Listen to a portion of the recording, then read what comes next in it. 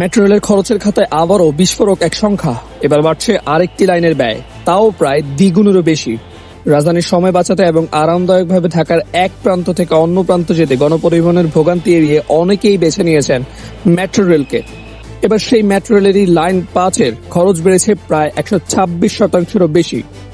জাপানের অর্থায়নে চলা এমআরটি লাইন 5 নর্দার্ন রুটের ব্যয় 126% বাড়িয়ে 93,190 কোটি টাকা করার প্রস্তাব দিয়েছে ডিএমটিসিএল। 2019 সালে অনুমোদনের সময় ব্যয় দেওয়া হয়েছিল মাত্র 41,238 কোটি টাকা, অর্থাৎ বাড়তি যুক্ত হচ্ছে প্রায় 52,000 কোটি টাকা। সঙ্গে বেড়েছে সময়ও। 2028 সালের বদলে এখন প্রকল্প শেষের লক্ষ্য 2034 সাল। কর্মকর্তারা বলছেন ঠিকাদারের অস্বাভাবিক বেশি দর প্রস্তাবই এর মূল কারণ।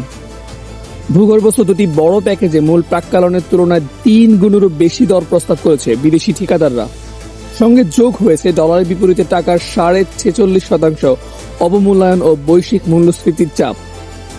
বিশেষজ্ঞরা অবশ্য উদ্বেগ প্রকাশ করেছেন। সীমিত প্রতিযোগিতা নিয়ে বুয়েটের অধ্যাপকরা বলছেন, জাপানি প্রযুক্তি নির্ভর নির্মাণ পদ্ধতির শর্তের কারণে যোগ্য ঠিকাদারের সংখ্যা কার্যতই সীমিত, যার প্রভাব পড়েছে দামে।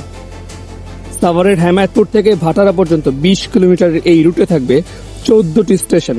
তবে প্রশ্ন থেকেই যাচ্ছে, নির্মাণ ব্যয় সামলাতেই যদি এত হিমশিম, তাহলে ভবিষ্যতে পরিচালন ব্যয়ের বোঝা কিভাবে বহন করবে রাষ্ট্র সরকার?